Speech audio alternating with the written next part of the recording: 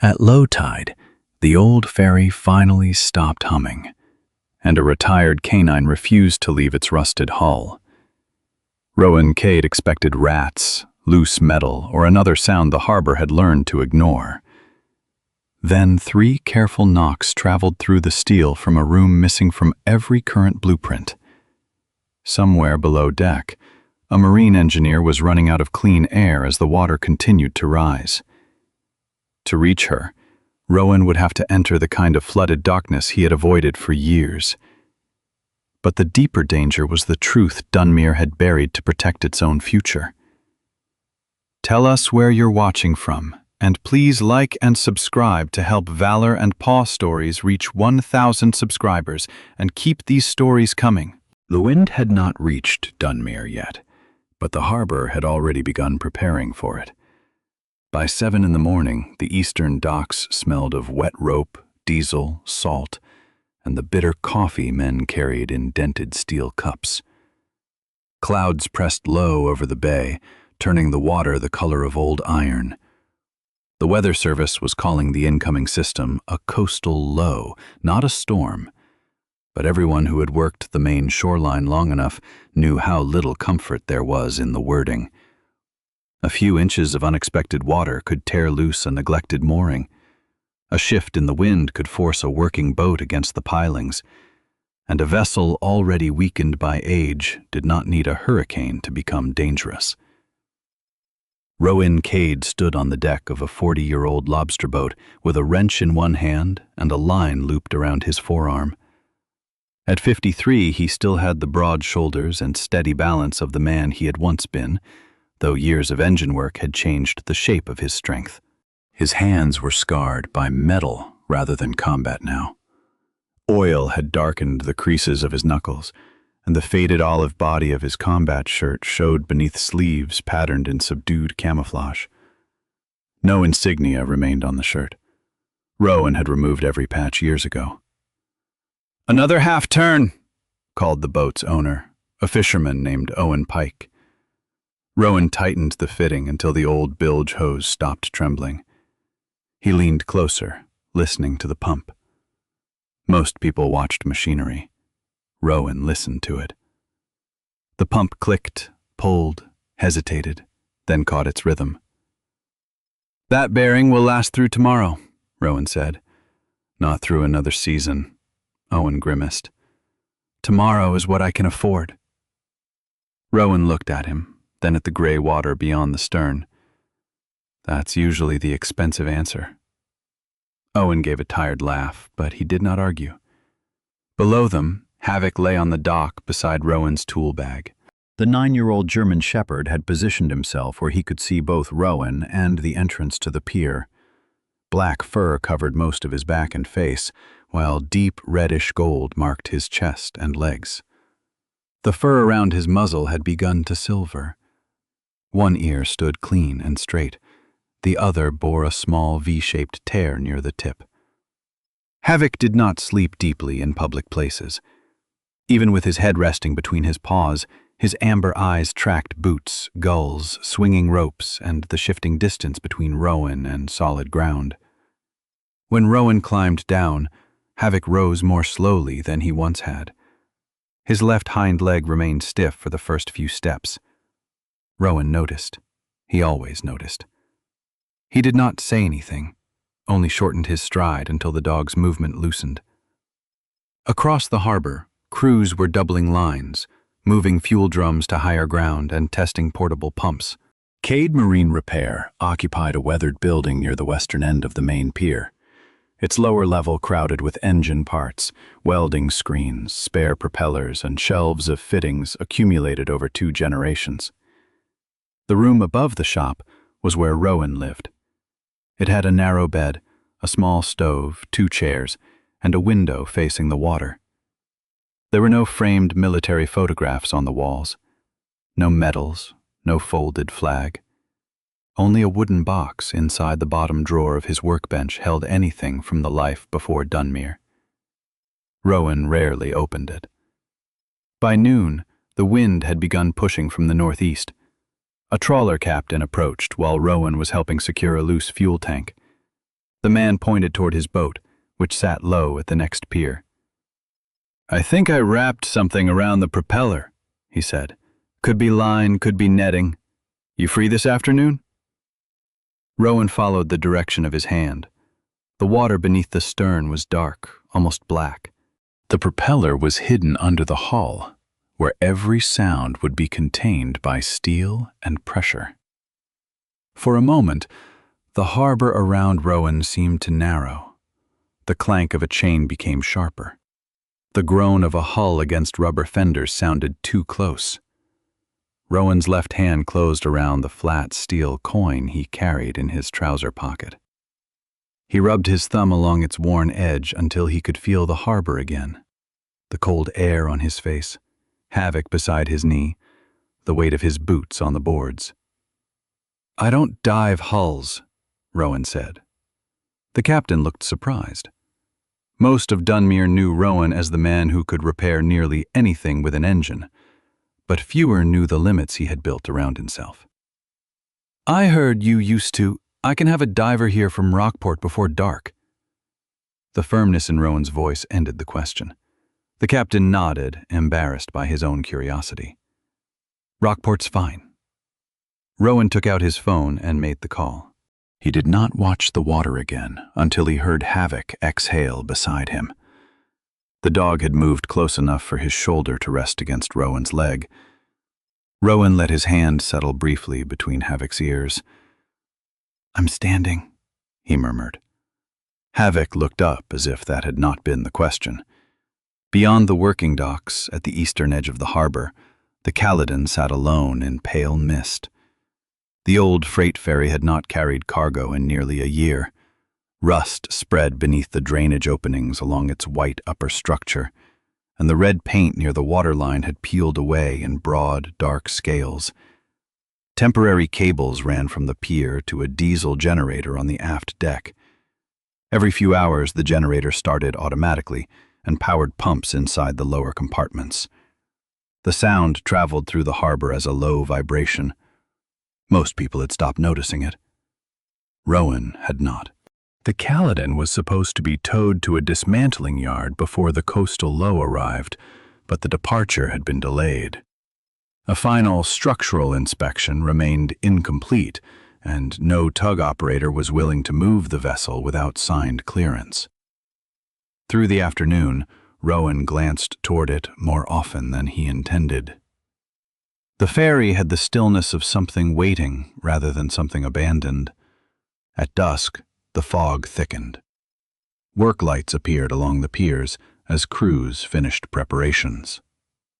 Rowan closed the shop late, washed grease from his hands, and climbed the stairs to the room above. Havoc ate, drank, then settled near the door instead of beside the bed. Rowan noticed that too. "What are you listening to?" The dog's ears shifted toward the harbor. The generator on the Caledon had started again. Its vibration came faintly through the floorboards, regular and mechanical. Rowan stood at the window. The ferry was little more than a shadow beyond the fog. A red warning light blinked on the aft deck, disappearing and returning at measured intervals. Nothing moved around it. After several minutes, Havoc lowered his head. Rowan turned away. He slept lightly, as he often did when weather approached. At some point after 2 a.m, the sound of Havoc's claws against the wooden floor woke him. Not pacing. One step, a pause, another step. Rowan opened his eyes. Havoc stood near the outer door. The dog did not scratch at it or whine. He looked toward Rowan, waited until Rowan sat up, then crossed the room and pressed his nose against Rowan's left wrist. The gesture changed everything. It was an old signal, one Havoc had used during search work when he had detected something that required Rowan's attention but had not yet located its source. Rowan looked toward the window. The vibration from the Caledon had stopped. The harbor had gone unnaturally quiet. He pulled on his boots, canvas jacket, and wool cap. Havoc waited without moving until Rowan clipped a lead to his leather collar. Outside, the air had sharpened. The tide was retreating, exposing black mud between the pilings. Mooring ropes creaked as boats settled lower against the docks. Havoc moved east.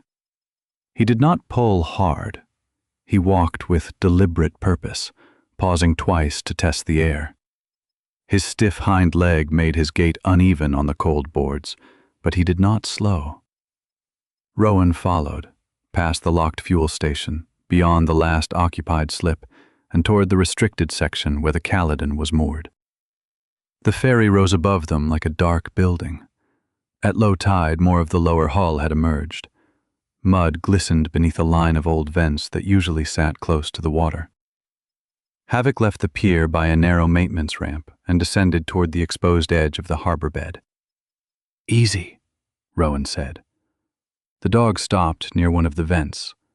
Cold air leaked through the corroded grill in weak breaths. Havoc lifted his head, drawing in the scent. His body went still. The hair along his shoulders did not rise, but every muscle tightened beneath his coat. Then he scraped the steel twice with one front paw. Rowan crouched beside him. At first he smelled only brine, mud, rust, and the oily residue found beneath every old vessel. Then another scent reached him, faint, sweet in the wrong way. Industrial solvent. Rowan caught Havoc by the chest harness and pulled him back from the grill. "No closer." Havoc resisted for half a second, not with force, but with certainty. Then he allowed Rowan to move him upslope. Rowan took out his phone and switched on the flashlight. The beam passed through the grill but revealed only pipes, condensation, and a depth of darkness the light could not penetrate.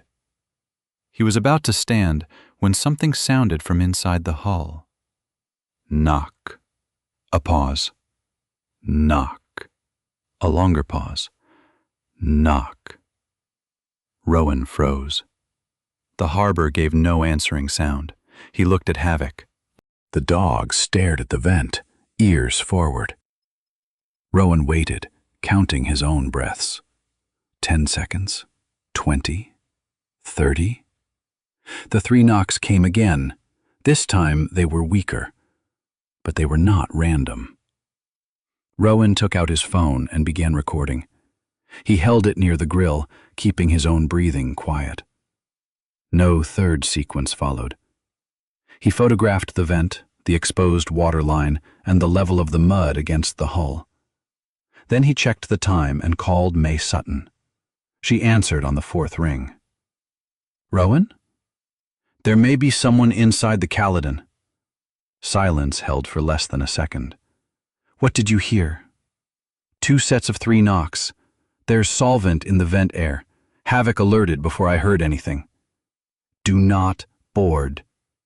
"I'm not boarding. I'm bringing a meter and one of my crew. Stay upwind and keep Havoc away from the opening." The call ended. May arrived 12 minutes later in a rescue truck with a younger crewman named Ellis Dane. May stepped out, already fastening her red-brown rescue jacket, her short, black and silver hair pinned behind one ear. She carried herself with the economy of someone who had spent years making decisions in places where delay could be as dangerous as haste. She did not waste time asking Rowan whether he was certain. Instead, she looked at Havoc, then at the vent. "Where were you standing?" Rowan showed her. Ellis activated a handheld gas monitor and extended its sampling tube toward the opening. The screen changed almost immediately. "Lower oxygen," he said. "VOC reading, too." "How high?" May asked. "Not explosive out here, but it's coming from somewhere." May looked up at the silent ferry. "No one goes aboard until daylight and a full team is here." She ordered Ellis to place temporary barriers along the access ramp. Rowan replayed the recording. The knocks were faint, nearly buried beneath the sound of the wind, but May listened twice. "Could be loose metal," Ellis said carefully. May handed the phone back to Rowan. "Loose metal doesn't usually wait between sets." They remained near the hull until the tide began returning. No further sound came from inside. Havoc refused to leave the vent. Even after Rowan guided him back to the pier, the dog lay down facing the Caledon, his chin raised, eyes fixed on its dark upper deck. May was speaking into her radio when Rowan noticed the vehicle in the northern parking area. It was a gray rental sedan, filmed with dew and parked beyond the line used by local fishermen. No lights were on. No one stood near it. Rowan crossed the lot. A laminated harbor access card rested on the dashboard beneath the windshield. He wiped the moisture from the glass with his sleeve and leaned closer. The photograph showed a dark-haired woman with an unsmiling, direct gaze. Below it, printed in black letters, was a name: Dr. Lenora Voss. Rowan looked back toward the ferry. Havoc had risen to his feet. The old dog was still staring at the Caledon, and somewhere beneath its silent decks, the tide had begun to return. By sunrise, the gray rental car had become the center of a problem no one in Dunmere could explain away. May Sutton stood beside the driver's door, while Ellis Dane photographed the vehicle from several angles. Fog still clouded the windows, and beads of seawater trembled along the roof whenever the wind crossed the parking lot. Nothing inside suggested that Dr. Lenora Voss had planned to abandon it. A canvas coat lay folded across the back seat. A paper cup had tipped in the center console, leaving a dried crescent of coffee beneath the lid. On the passenger floor rested a pair of clean shoes, the kind someone might change into after spending hours in protective boots. Her harbor access card remained visible on the dashboard. May had already requested the entry records before dawn. At 7:15, the results arrived on her tablet. 3:40 in the afternoon, she said. Voss signed through the east gate and boarded the Caledon. Rowan stood a few feet away, with Havoc at his side. The dog's attention kept shifting between the car and the ferry beyond the mist. "No departure scan?" Rowan asked. "None." "Could she have left through another gate?" "Not without passing a camera." May scrolled farther. No footage showed Lenora leaving on foot. No taxi or private vehicle had entered the restricted lot after her arrival. The only activity near the East Pier had been a maintenance van leaving shortly after 5 and Conrad Vale's sedan arriving before sunset. Ellis looked toward the Caledon. So either the system missed her or she never came back off. May did not answer immediately. The harbor was waking around them. Engines started, chains dragged over wet boards. Men who had worked the docks for decades pretended not to watch the rescue truck parked beside the rental car. Dunmere was small enough that concern traveled faster than official information. May called the number printed on Lenora's access form. A woman answered from the offices of North Atlantic Structural Review in Portland. Her name was Maris Cole, Lenora's administrative assistant. Her voice carried the clipped politeness of someone trying not to become frightened before the facts required it. "Dr. Voss said the inspection could run late," Maris explained. "She sometimes works alone when she needs quiet. She told me not to expect a report until this afternoon." "Was she planning to stay in Dunmere overnight?" May asked. "She had a reservation farther south. She was supposed to drive after she finished." "Has she ever left a vehicle at a work site?" A pause. "No." "Has she failed to answer overnight before?" "Yes, but not when she was on a vessel under review. She always sends a checkout message." May glanced at Rowan. "Did you receive one yesterday?" "I received an email at 6:12, Maris said. "It said the inspection was complete and that she was leaving Dunmere." "Did the wording sound like her?" Another silence, longer this time. "It was shorter than usual." "Forward it to me." May ended the call only after asking Maris not to contact the vessel owner until they had confirmed more information. Rowan watched the ferry.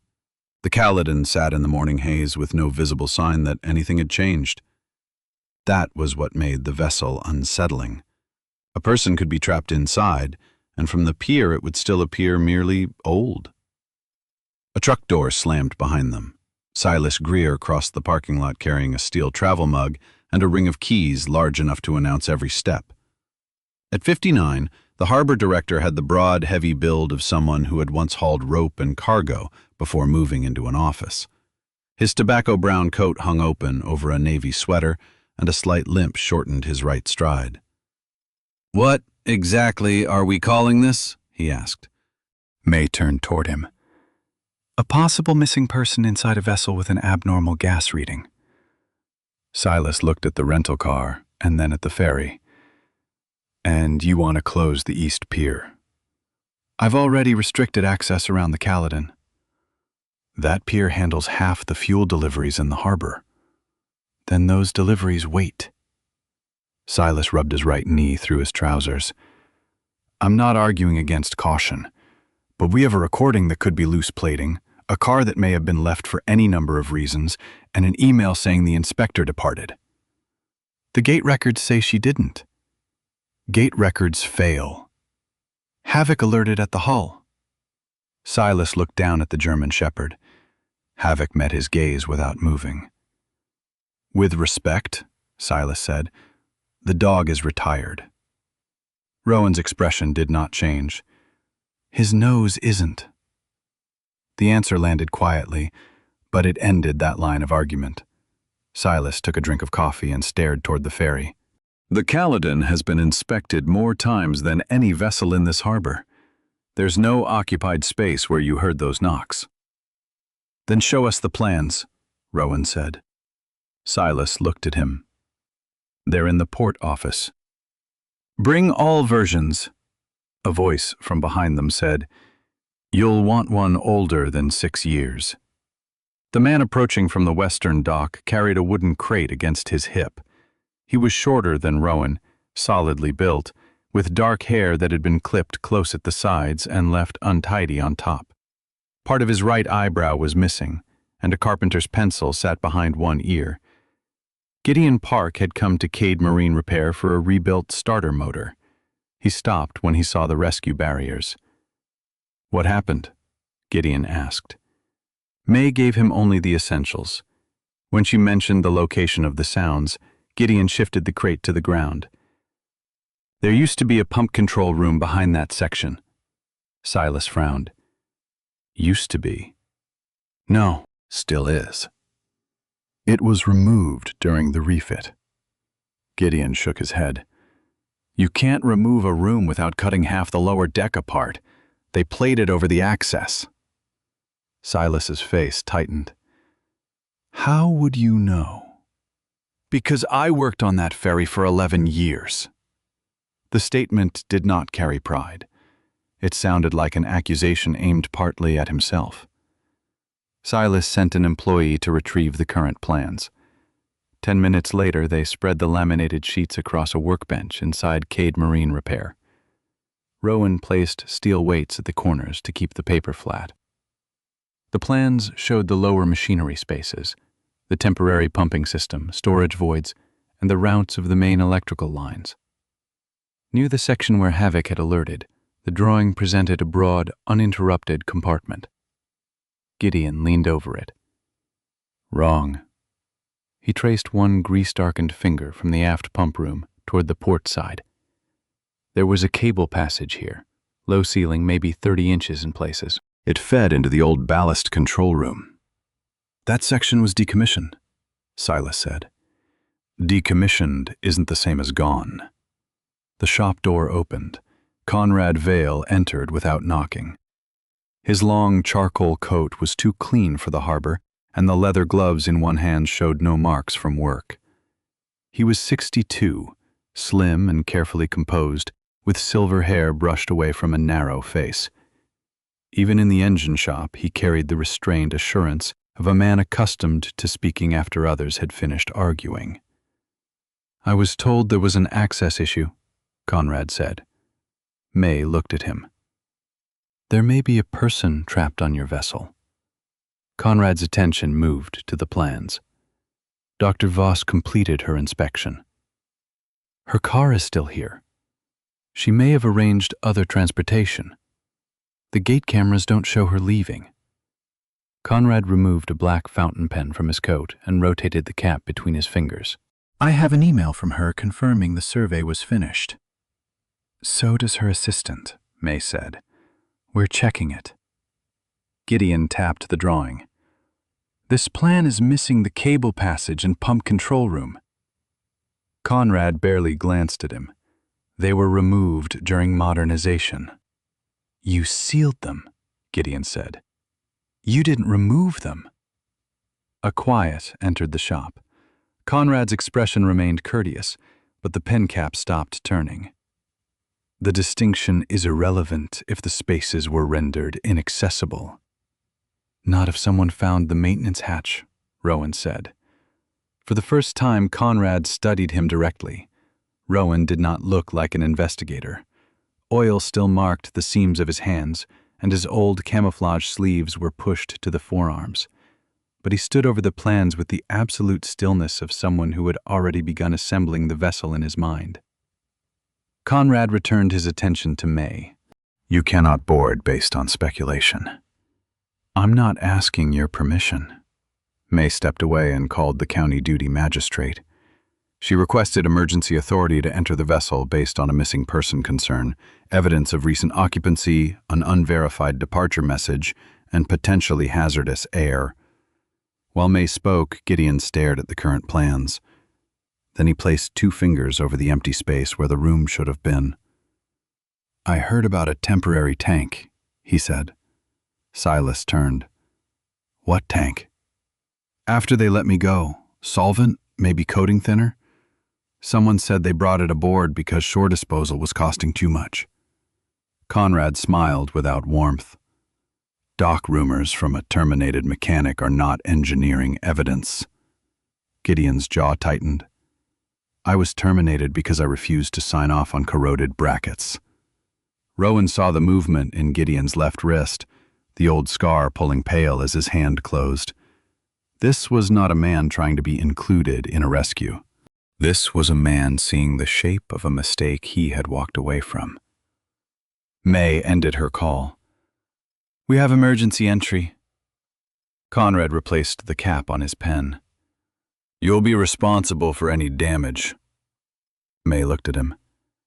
If there's someone inside, damage to your vessel will be the smallest issue in this harbor. The entry team assembled just before 10. May led. Ellis carried the primary gas monitor. A second rescuer managed the safety line from the pier. Rowan joined because he had repaired the temporary bilge pump system 3 months earlier and knew which passages still carried power. He changed into waterproof trousers and pulled a lightweight protective layer over his combat shirt. A respirator hung ready at his chest. May checked every connection before allowing anyone across the gangway. Havoc remained behind the barrier. Celeste Morgan had arrived from the veterinary clinic after May mentioned the dog's exposure to vent air. Small and quick-moving, with reddish-brown hair tied high and freckles across her face, Celeste knelt beside Havoc with a stethoscope and a penlight. He's got mild irritation, she told Rowan. No coughing, no abnormal lung sounds, but he stays out here. Rowan fastened Havoc's old leather collar more securely. I know. Celeste's green eyes narrowed. I'm saying it because people forget what they know when they're scared. Rowan accepted the rebuke. He crouched in front of Havoc. Stay with her. The dog looked past him toward the Caledon. Rowan touched 2 fingers to Havoc's chest, waited until the dog's gaze returned, then stood. Inside the ferry, daylight disappeared within a few steps. The passage smelled of damp steel, stale fuel, and something sweet enough to make the back of Rowan's throat tighten. Ellis's meter gave a low warning tone near the stairwell.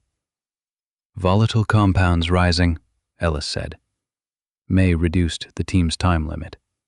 They descended toward the machinery deck. Condensation covered the walls. Cables hung in loops from corroded brackets, and each movement of the water outside produced a muted complaint through the hull. Rowan focused on the route. Left at the emergency panel, down 6 steps, past the auxiliary pump feed. The old instinct to memorize exits returned without invitation. Near the aft compartment, they found a maintenance hatch standing partly open. A hard-sided tool bag rested beside it. May crouched and read the label stitched near the handle. L. Voss. Inside were calipers, inspection chalk, a folding steel ruler, spare filters, and a handheld corrosion gauge. One slot in the phone lining was empty. "She took something through the hatch," Rowan said. Ellis swept his light across the floor. A phone lay face down in a shallow pool beneath a pipe. May lifted it with a gloved hand. The screen had shattered. Water dripped from the charging port. "No one walked out and left this," she said. The gas monitor sounded again, sharper now. They fitted their respirators. Rowan moved closer to the plated bulkhead beyond the hatch. The new steel did not match the older walls. Its welds were rough, and one lower corner showed marks where a tool had recently scraped away paint. He placed his palm against it. At first there was only vibration from the harbor water. Then something struck the other side. Not 3 knocks, one weak, dragging impact. Rowan looked at May. She heard it too. May stepped toward the plate, raising her light to inspect the seams. The Caledon's generator started. The sound hit from below them, a sudden diesel concussion followed by the heavy engagement of the pumps. The deck shook. Pipes rattled in their brackets, the entire passage filled with mechanical thunder. Rowan's vision narrowed for one dangerous instant. Steel overhead. Water beyond a wall, a line pulled tight somewhere behind him. May's hand closed around his upper arm. "Cade, look at the meter." The command gave him something present to obey. Ellis was already turning the display toward them. The readings were climbing. "The OC level's jumping," he shouted through his mask. "Oxygen dropping." May did not hesitate. "Out, now." They withdrew in order, safety line first, no one running despite the urge created by the alarms. The pump vibration followed them up the stairwell like something alive inside the vessel. Rowan was last across the gangway. The moment his boot struck the pier, Havoc stood. Celeste held the lead, preventing the dog from advancing into the restricted area. Havoc's body leaned toward Rowan, but he obeyed. May removed her respirator and looked back at the ferry. There is someone behind that wall. It was not yet proof a court would accept, but no one on the pier treated it as speculation anymore. Across the lot, Silas stood with his keys clenched in one hand. Gideon stared at the Caledon as if trying to see through its steel. Conrad remained several yards apart from them. While May began issuing orders for a hazardous materials response and a larger rescue team, Conrad turned slightly away from the group. He took out his phone. An email sat open on the screen. The sender's name read, Lenora Voss. Beneath it was a warning about an undocumented compartment and an immediate recommendation to halt movement of the vessel. Conrad pressed his thumb to the message. A confirmation box appeared. He selected Delete. Then he cleared it from the trash as well. When he returned the phone to his coat, his face was calm again. Behind him, the pumps inside the Caledon continued to roar, and whatever sound had come from the other side of the steel wall was gone. The county hazardous materials truck arrived in Dunmere shortly after noon, moving slowly through the harbor traffic with no siren and no wasted urgency. Dr. Imani Red stepped down from the passenger side, carrying a hard black case against her hip. She was compact, steady, and dressed for work rather than authority. Gray field jacket, black cargo trousers, chemical-resistant boots. Square-framed glasses sat low on her nose as she crossed the restricted pier, reading the display on a portable gas monitor before acknowledging anyone around her. She stopped beside May. Walk me through what changed when the pumps started. May described the rising vapor readings, the drop in oxygen, and the vibration that had filled the lower machinery passage. Rowan added the location of the plated bulkhead and the maintenance hatch beside Lenora's tool bag. Imani listened without interrupting. Then she asked them to tell it again in the exact order. Only after the second account did she open her case. The sampling equipment she set out looked less dramatic than the danger it was meant to measure. Narrow tubes, sealed glass vials, adhesive labels, a small pump, and 2 instruments with scratched screens. She sent one technician to the vent Havoc had found and another to collect air near the gangway. Within 40 minutes, she had enough information to narrow the risk. "It's a volatile industrial solvent," she said, "likely part of a marine coating or surface treatment system. Flammable vapor, but not an unexploded bomb waiting for someone to breathe wrong." Silas Greer shifted beside the barrier. "So it isn't going to blow?" Imani looked at him over the top of her glasses. "That is not what I said." She pointed toward the Caledon. "In an open area, the vapor disperses. In a sealed compartment, it accumulates. Add the right concentration, low oxygen, and an ignition source, and you can have a flash fire or an explosion. Ordinary grinders, cutting torches, unprotected lights, damaged electrical contacts. Any of those can become the source." "What about opening the steel wall?" Rowan asked. "Not with heat. Not until we know the concentration on the other side and where the tank sits," Silas frowned. "What tank?" Imani did not answer him. She turned to May. "Until we have older plans, we treat every undocumented void as a confined space with flammable vapor." That phrasing changed the mood on the pier. A missing room was no longer an inconsistency in paperwork. It was an unknown volume of steel, air, chemical vapor, and possibly one injured woman. Near the rescue truck, Celeste Morgan knelt beside Havoc with a damp cloth in one hand. She wiped carefully around the dog's eyes while Havoc tolerated the attention with visible impatience. "Look at me," Celeste said. Havoc kept watching Rowan. Celeste placed 2 fingers beneath his jaw and turned his head gently. "I know he's more interesting." "Look at me anyway." The dog's amber gaze shifted at last. His eyes were slightly reddened, and the skin around his nostrils showed mild irritation, but his breathing remained even. Celeste listened to his chest, checked his gums, and examined the pads of his front paws. "No lung changes," she said when Rowan approached. "No tremors, no weakness, no vomiting. He got a small exposure, probably from the vent plume." "Does he need the clinic?" "Not unless symptoms worsen." Havoc stood and pressed his nose briefly against Rowan's wrist. Celeste saw it. "That doesn't mean he's cleared to work." "I didn't say it did." "You were thinking it." Rowan looked toward the ferry. Celeste rose, brushing hair away from her face. A small paw print tattoo showed at her wrist, where her sleeve had pulled back. "If the route is tested, if the vapor stays below the limit, and if I can monitor him before and after, then we discuss it." Not before.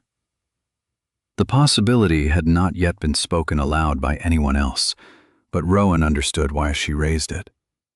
Havoc had reached something the instruments had not. That did not make him expendable. "I won't send him blind," Rowan said. Celeste held his gaze for a moment, then nodded. A pickup truck entered the lot 20 minutes later with a blue tarpaulin tied over the bed. Gideon Park climbed out, opened the tailgate, and dragged free a long metal document case coated in dust. He carried it into Cade Marine Repair and set it across Rowan's workbench. "I kept these after they fired me," he said. Silas stood in the doorway. "Company property?" "Copies." Gideon snapped open the latches. Inside were rolled drawings, yellowed at the edges, repair logs, and handwritten notes from years before the Caledon's final refit. He handled them with the care of someone who had spent a long time pretending they no longer mattered. They spread the oldest lower deck plan across the bench. Unlike the current drawing, This one showed a narrow passage extending aft from the machinery space. The notation read, "Cable trunk, limited access." At the far end sat a rectangular compartment labeled ballast control. Gideon tapped it with the worn end of his pencil. "That's the wall you found." May leaned closer. "How tall is the cable trunk?" "Varies. 4 feet near the entry, less than 3 where the hull narrows." "Could a person crawl it?" "Without breathing gear, maybe. With tanks and a harness, not quickly." Imani studied the ventilation lines marked above the passage. "This route connects to the exterior vent?" "It used to." "And the control room?" "One door from the pump corridor, one maintenance opening through the cable trunk." Rowan looked at the newer plan beside it. Both had the same outer dimensions, the same machinery deck, the same structural frames. But the interior room had simply vanished. Not physically, only on paper. Gideon unrolled a repair sketch dated 5 years earlier. A red rectangle had been added beneath the ballast control room. "There," he said. No label identified it. Silas stared at the rectangle. "What is that?" "I don't know exactly. After I was dismissed, a former deckhand told me they put in a temporary solvent tank. Said it was cheaper to hold the waste aboard than pay for shore handling every time they stripped coating." "Waste solvent?" May asked. "On new material. He never knew. Just said the installation wasn't on the insurance survey." Conrad Vale stood near the back of the shop, his charcoal coat buttoned despite the heat from the work lights. "This is hearsay from a disgruntled former employee," he said. Gideon's pencil stopped moving. "The brackets in that room were rotting when I reported them. And your report was reviewed?" "It disappeared." Conrad's expression remained controlled. "It was found unsupported." Gideon stepped away from the table before anger pushed him closer. "You didn't fix the steel. You fixed the paperwork." The room tightened around the words. Silas turned toward Conrad, then back to the drawings. His keys shifted against his thigh. "You told me the corrosion issues were cosmetic." "They were categorized by the engineering contractor." "Your contractor. An accredited firm." Rowan had remained silent until then. "How much did you know?" he asked Silas. Silas looked at him. "About the tank?" "Nothing." "About the missing room?" "Nothing." "The corrosion?" Silas's face changed, not into guilt exactly, but into the expression of a man reaching the edge of the explanation he had repeated to himself too many times. "I knew there were disputed readings," he said. "Conrad said the first report used the wrong calibration standard. I gave the company 72 hours to submit a corrected assessment." May's eyes hardened. "You delayed a safety notice." "I delayed closing the East Pier in the middle of fuel deliveries and storm preparation." "A woman may be trapped in that ship." "You think I don't understand that now?" Rowan stepped toward him. Silas did not retreat. "That delay gave them time to move the ferry," Rowan said. "Or cover whatever they didn't want found." "I was trying to keep this harbor alive." "And if Lenora dies behind that wall?" Silas's jaw tightened, but no answer came. For Rowan, the silence was worse than a defense. He had heard versions of it before. Different places, different uniforms. The same belief that a larger purpose could absorb one unacceptable risk.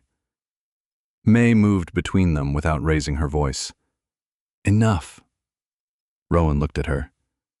"You can settle what he knew after we know whether Voss is breathing. Right now, anger does nothing except take oxygen from the room." The rebuke was precise because May knew where to place it.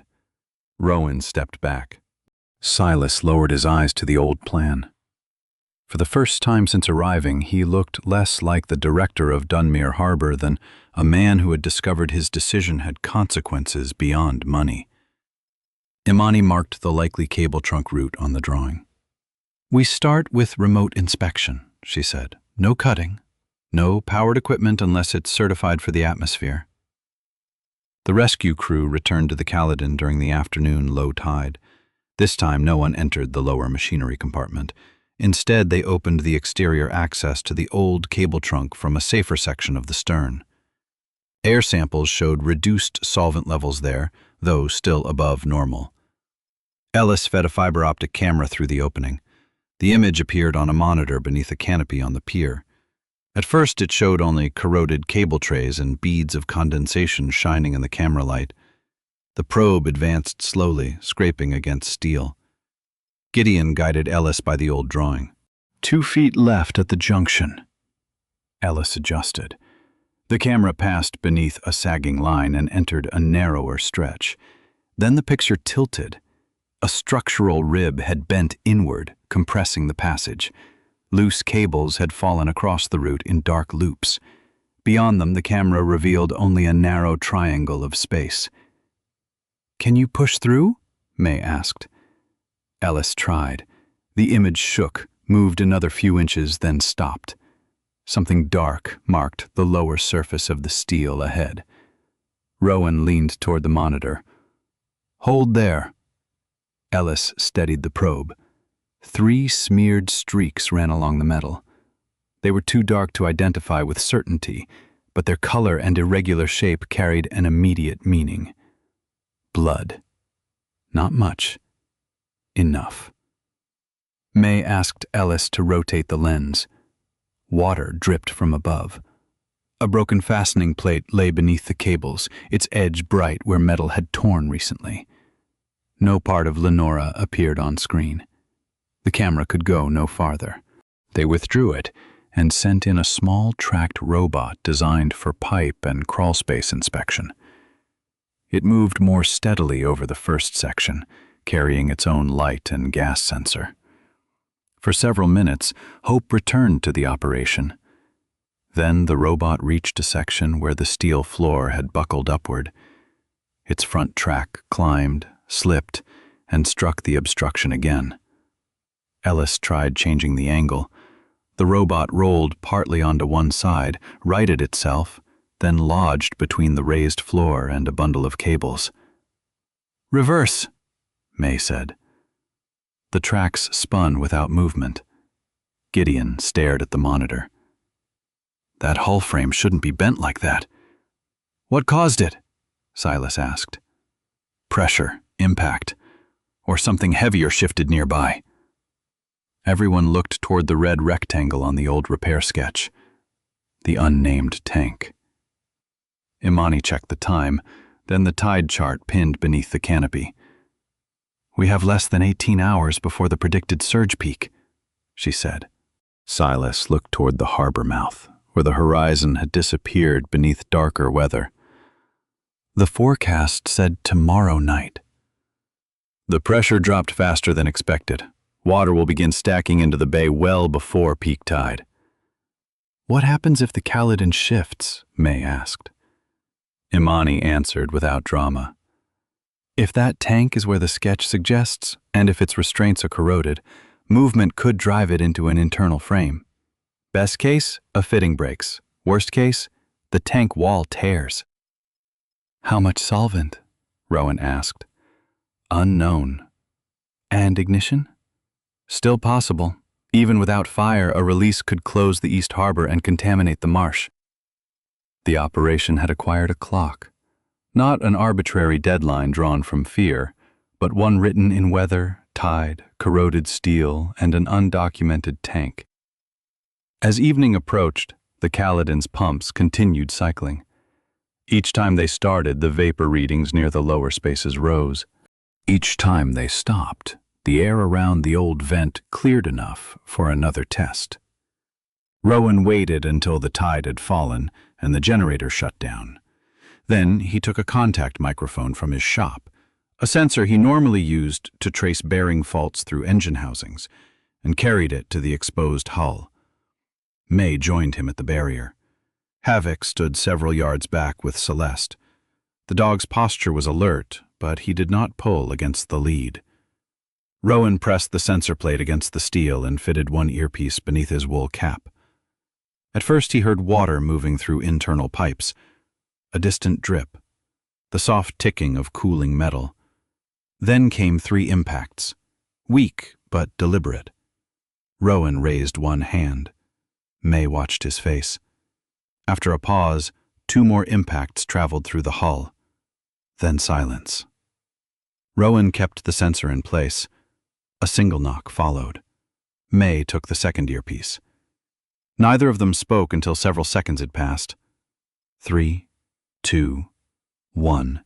Not a random repeated signal. A person rationing effort. "Lenora," May said quietly. Rowan closed his eyes for one brief moment. The sound did not tell them where her injuries were, how much air she had, or whether the next signal would come. But it ended the last reasonable doubt. She was alive. And she was getting weaker. Behind them, an engine started in the parking area. Conrad's sedan rolled toward the exit. May removed the earpiece and stepped into the road before the vehicle reached the gate. Conrad braked several yards away and lowered the window. "I have business in Portland," he said. "You're staying in Dunmere. You have no authority to detain me. I have authority to preserve access to a material witness in an active rescue and hazardous materials investigation." Conrad's hand tightened on the steering wheel. "I've answered your questions." May looked back toward the dark ferry. "We just confirmed Dr.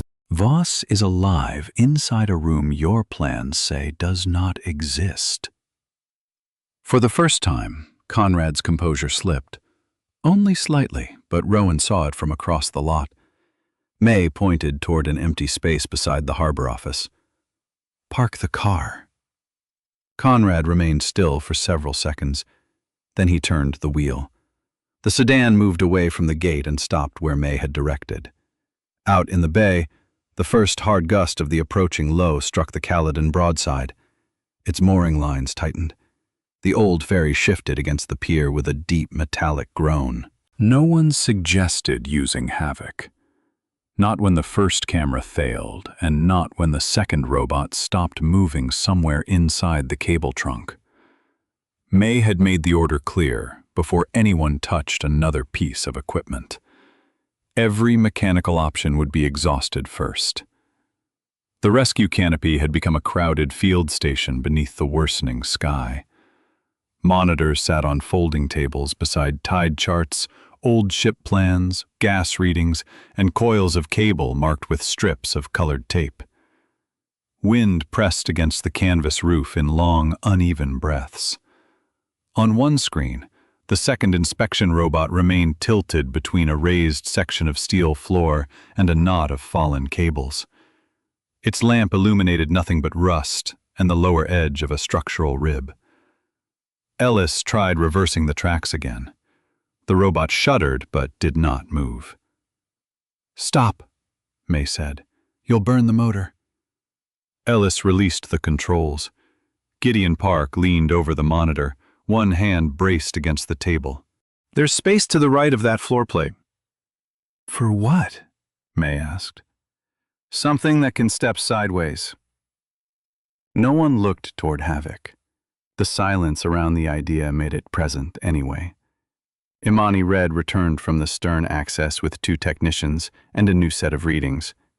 Moisture darkened the shoulders of her gray field jacket, and the portable monitor hung against her chest. "The cable trunk is holding lower vapor levels than the machinery deck," she said. "The exterior vent is giving it passive airflow. Oxygen is within working range at the entrance and through the first 12 meters. May studied the printed values. "And beyond the obstruction?" "We can sample through the probe line, but not perfectly. Levels rise near the control room end. Still below the limit we set for brief protected entry." "Stable?" "For the last 40 minutes. Rowan stood near the barrier with Havoc beside him. The dog wore only his old leather collar. Celeste had refused to let anyone fit the working harness until she had seen the full data. Havoc watched the activity without pulling toward the ferry. His attention moved from Rowan to the stern opening, then back again. He knew the shape of preparation. That disturbed Rowan more than eagerness would have. A third attempt used a fiber-optic camera fed through a smaller branch of the cable system. The probe disappeared into an opening near the generator housing, carrying its own narrow light. For a time, the image was clear. Then the steel walls thickened around the branch. The screen dissolved into static. Ellis rotated the probe, but the signal did not return. A compact inspection drone remained in its case. Imani rejected it before the technicians finished discussing modifications. The space was too low for stable flight, the air movement too uneven, and the drone's exposed motor had not been certified for a potentially flammable atmosphere. May crossed the last mechanical option from her list. Only then did she look at Celeste. The veterinarian stood with her arms folded over a cream windbreaker, her reddish-brown hair snapping loose from its tie. Her expression did not soften simply because everyone else had run out of ideas. "I want the entire route mapped," Celeste said. Gideon pointed to the old drawing. "Entry here. Straight run for 8 meters.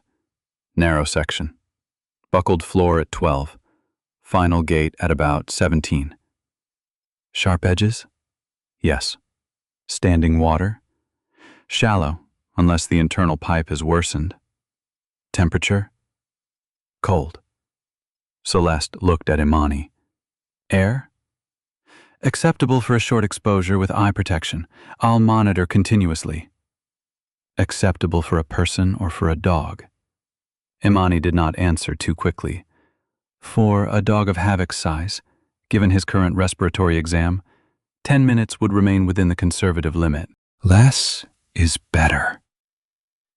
Celeste crouched beside Havoc and ran both hands down his left hind leg.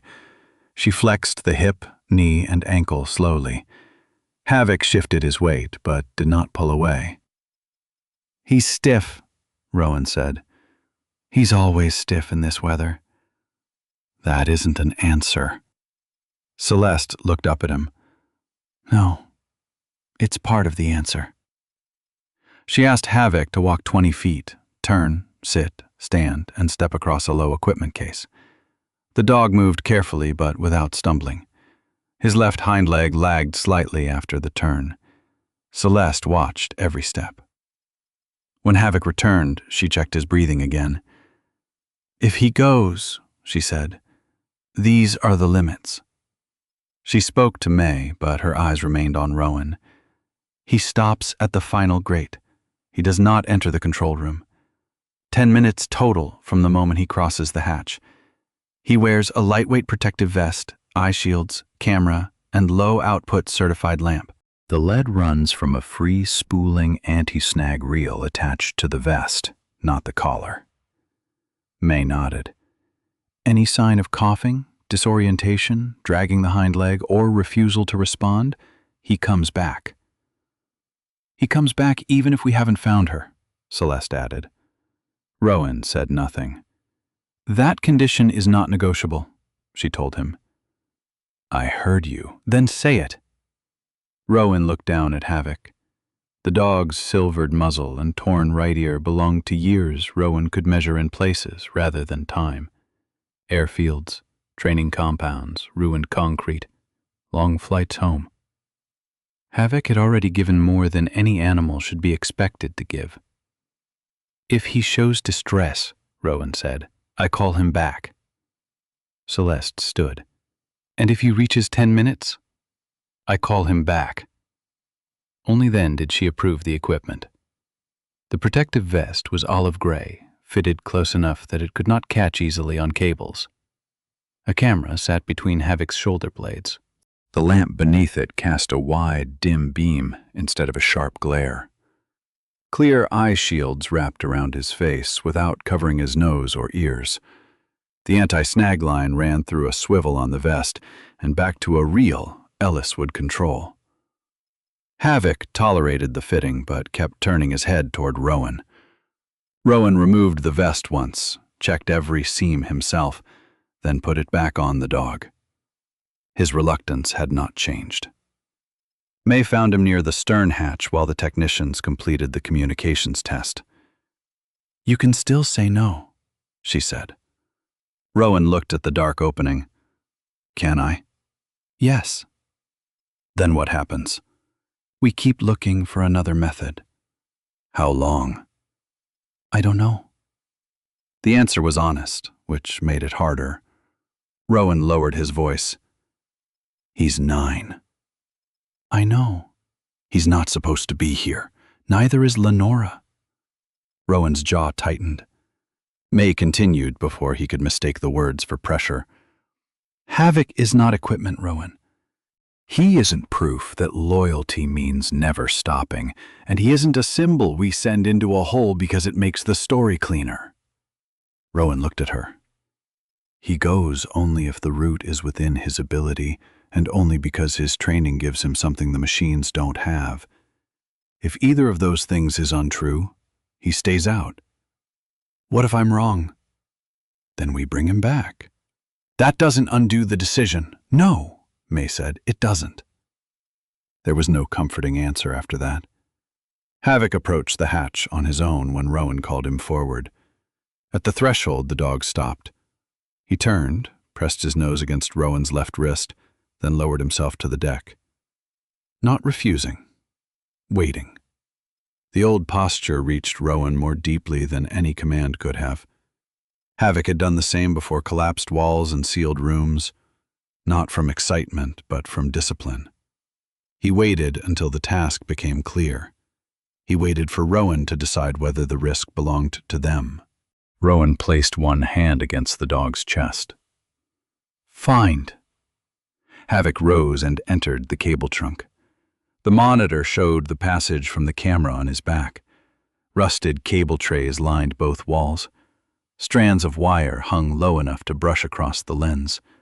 Water tapped from the ceiling and struck the steel floor in irregular rhythms. Ellis let the safety line unspool without tension. 2 meters, he said. Rowan knelt beside the monitor with a radio in one hand. "Havoc, forward." The dog moved steadily. At 4 meters, the ceiling dropped. Havoc lowered his shoulders and continued. The lamp caught the reddish gold of his front legs, then only the shifting steel ahead. At 7 meters, his left hind paw slipped on condensation. Rowan's grip tightened around the radio. Havoc recovered without stopping. Celeste watched the dog's gait on the monitor rather than the route. "Still balanced," she said. At the narrow section, fallen cables forced Havoc to turn his body slightly sideways. The vest brushed against one bundle, but did not catch. 8 minutes remaining, Ellis reported. The buckled floor appeared ahead. The robot remained lodged near the center, one track raised uselessly against the plate. To the left, cables blocked the wall. On the right, a gap ran between the raised steel and a support frame. It did not look wide enough from the camera angle. "Havoc, wait!" Rowan said. The dog stopped. Gideon leaned closer. "That right edge drops maybe 3 inches, then it levels out." "Any exposed metal?" "Probably." Celeste checked the clock. Rowan considered calling Havoc back. Before he decided, the dog lowered his head, tested the right-hand gap with one front paw, and shifted his weight. He did not climb over the robot. He stepped into the narrow channel beside it, placing each paw separately, then moved around the obstruction with his body pressed close to the wall. The camera tilted. For 2 seconds, the image showed only black fur and steel. Then, Havoc emerged on the far side. No machine in the passage had been able to make that adjustment. Havoc had not solved the route through force. He had solved it by understanding where his own body could fit. Rowan exhaled. "Good."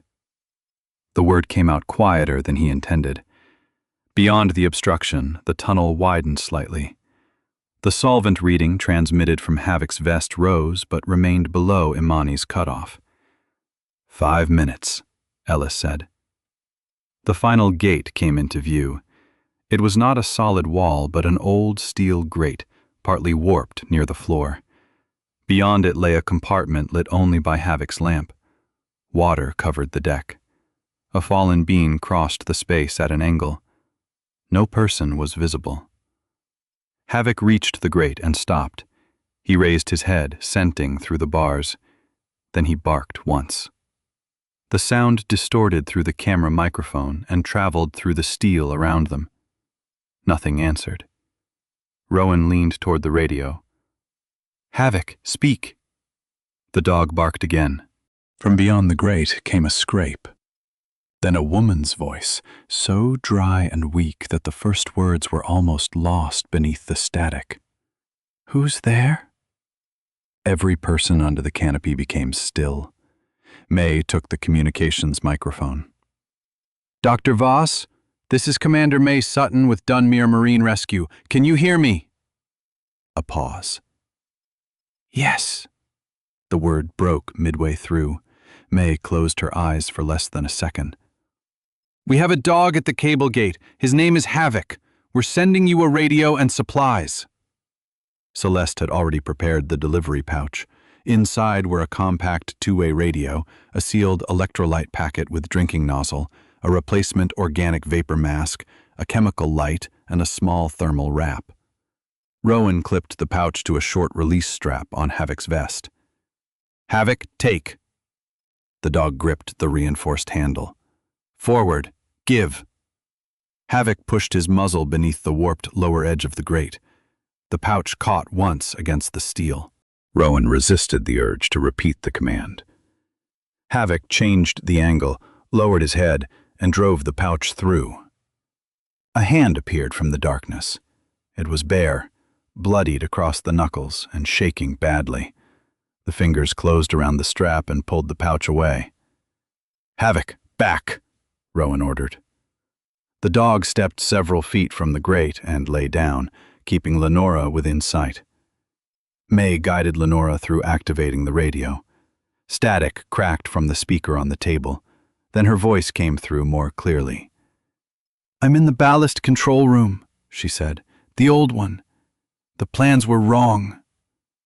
"Tell us what happened," May replied. "I found the undocumented tank. One support bracket was almost gone. When I checked the lower mount, it failed." Her breathing came slowly through the radio. "The frame dropped.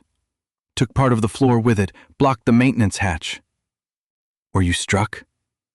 "Shoulder, head. I stayed conscious." "What sealed the room?" "Fire door." "Vapor sensor triggered when the line cracked. Door came down between me and the pump corridor." Imani moved closer to the speaker. "What is leaking?" "Transfer line from the solvent tank. Slow leak. I shut one valve, but the lower connection is behind the collapsed frame." "And the water?" "Broken ballast pipe. It's been rising every pump cycle." May asked. "Current depth?" A long pause followed. "Waist high when I stand, higher near the door." Rowan looked at the clock. Havoc had been inside for 8 minutes and 12 seconds. May continued questioning Lenora, but Rowan heard the dog's breathing through the camera microphone. Still even. Still controlled. "Havoc, come," he said. The dog lifted his head toward the grate. Lenora's hand appeared again through the darkness. "Havoc," she whispered through the radio, testing the name. The dog looked back at her. Rowan's chest tightened. "Come." This time Havoc obeyed. He turned from the gate and began the return route. Lenora's voice followed through the radio. "Don't send him back in." Rowan watched the dog step carefully around the buckled floor. "We won't," he said, though he did not know whether she could hear him. Havoc emerged from the stern hatch at 9 minutes and 26 seconds. Celeste took control immediately. She removed the eye shields, checked his gums and breathing, then examined the hind leg. Havoc tried to move past her toward Rowan. Rowan knelt before the dog instead. Havoc pressed his forehead against Rowan's shoulder. For a few seconds, Rowan allowed himself to hold the old dog with both arms. Not as a reward, as an apology. Behind them, May remained on the radio with Lenora. The engineer described the position of the collapsed frame, the failed door, and the water entering through the broken pipe. Her voice weakened whenever she spoke for more than a few sentences. Imani compared the information with Gideon's plans. The cable trunk had reached her, but it could not bring her out. The grate was too narrow, and the collapsed steel blocked the maintenance opening. May asked the question no one wanted delayed. "How long before the water reaches your breathing space?" Lenora did not answer immediately. When she did, the estimate was calm. 3 hours, maybe 4 if the pump cycle slows. Wind struck the canopy hard enough to lift one corner before the crew secured it. Rowan rested a hand on Havoc's back. The dog had found Lenora. Now the part only people could do had begun. Lenora's first request was not for pain medication. It was for a clock. May read the time into the radio, then asked Lenora to describe the room again from the beginning, not what had happened, but what existed around her now. The distinction mattered. Under the rescue canopy, Gideon spread the old plans across a table while Imani marked Lenora's answers in orange. Rowan stood nearby with one hand resting on Havoc's back. Celeste had wrapped the dog's front paw where a steel edge had scraped the pad, and the old German shepherd now lay beneath a thermal blanket, tired but alert. The radio sat in the center of the table. Every breath from the other side of the steel came through it. "The room is approximately 12 feet by 9, Lenora said. Her voice was rough but controlled.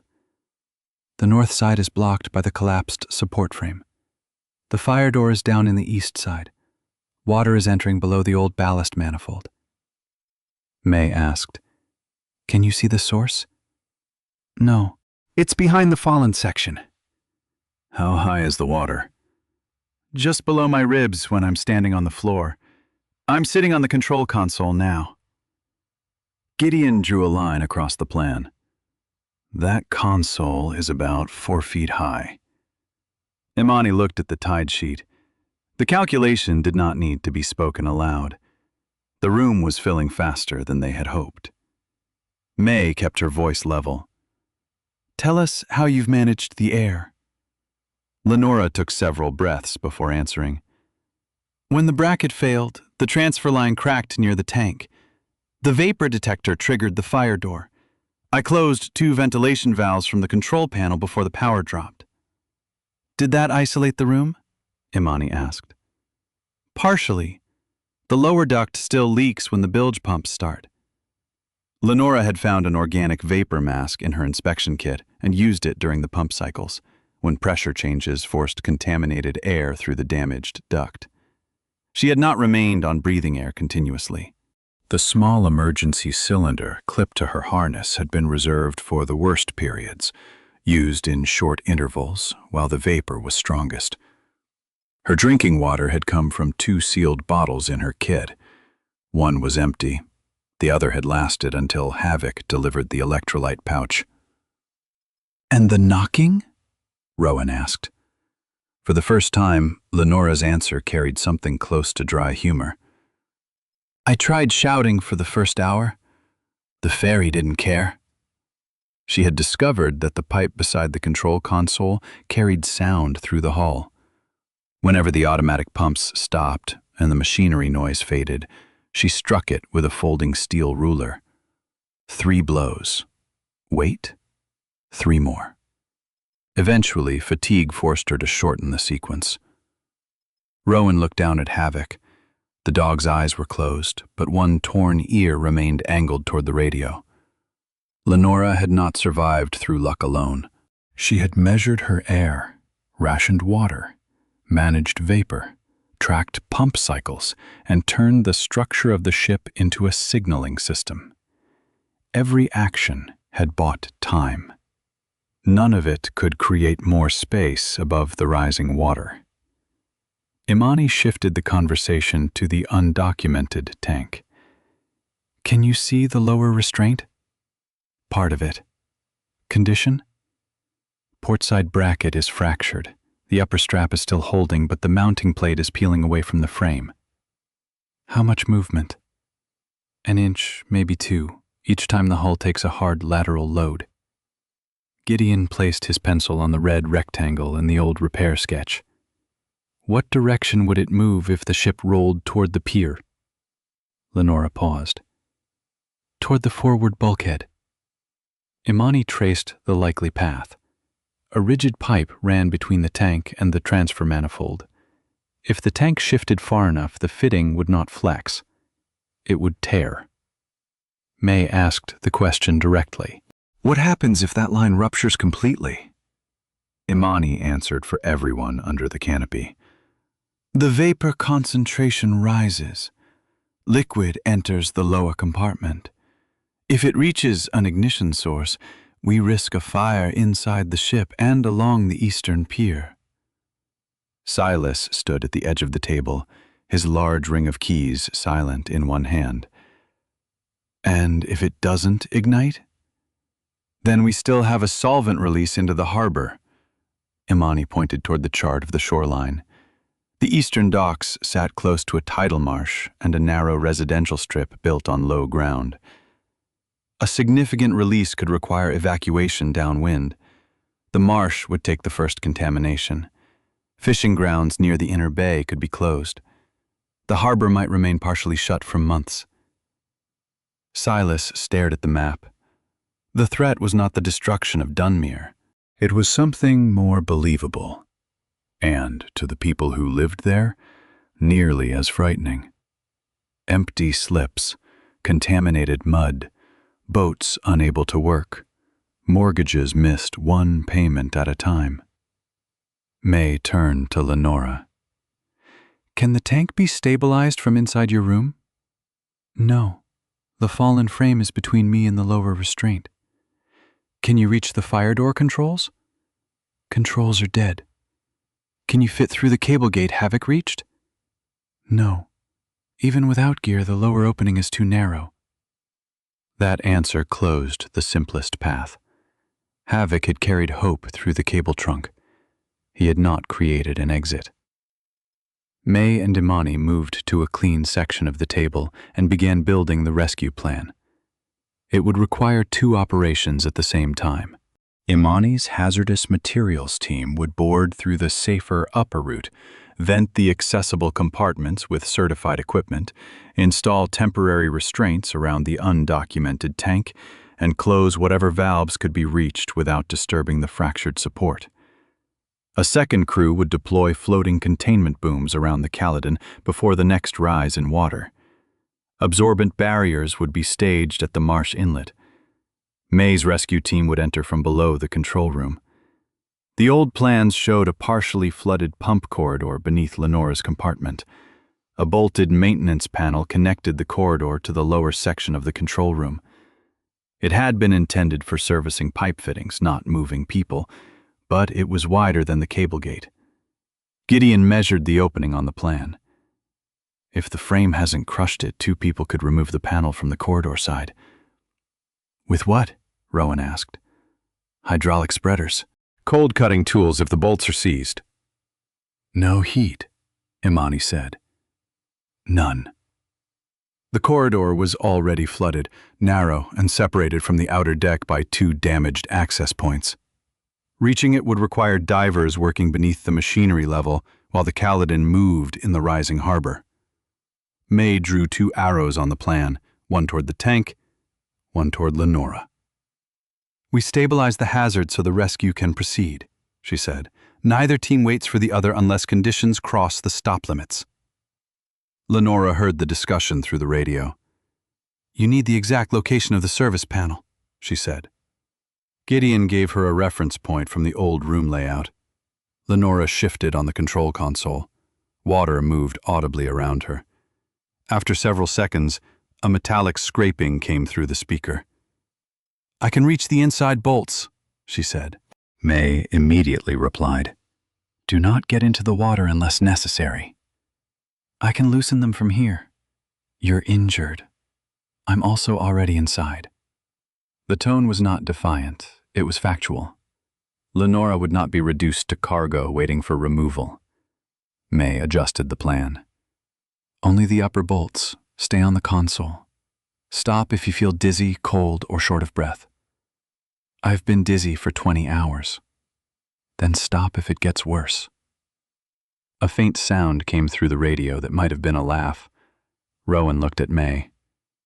She'll do it whether we approve or not. I know, May said. So we give her boundaries that keep her alive. Across the lot, 2 county vehicles arrived carrying additional rescue personnel. Beyond the barricades, a crowd had formed along the main road. Fishermen, fuel workers, boat owners, and residents watched equipment move toward the eastern pier. Rumors had already outpaced the official notice. A tanker driver demanded to know when fuel deliveries would resume. A lobsterman shouted that his boat could not afford another missed day.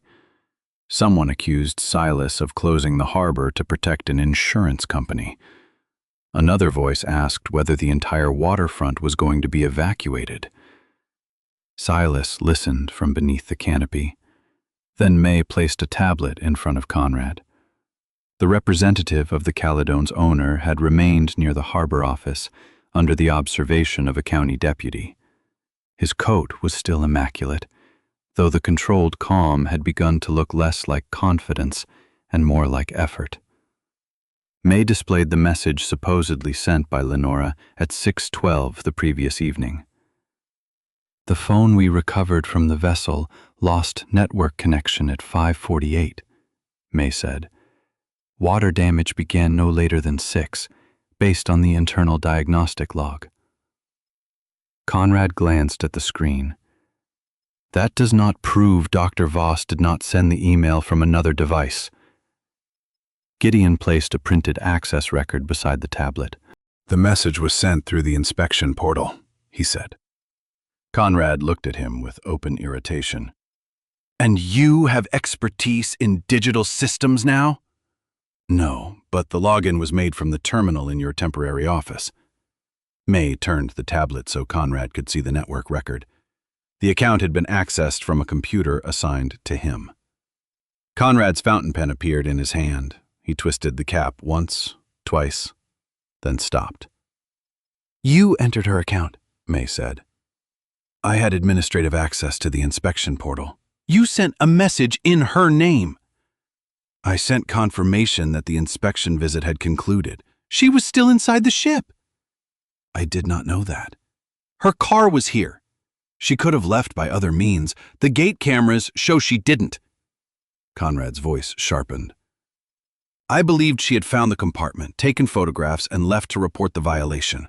If the inspection remained open, the tow authorization would have been suspended indefinitely.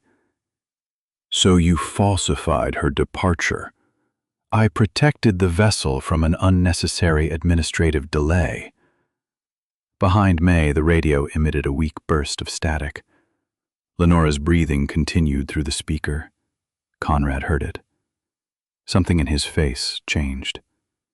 May did not raise her voice. When did you first think she might still be aboard?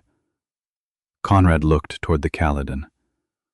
When Cade reported the noises. And you still argued against entry. I did not know they were human. When the tool bag and phone were found? Conrad said nothing. The answer existed in the silence. He had not planned to trap Lenora.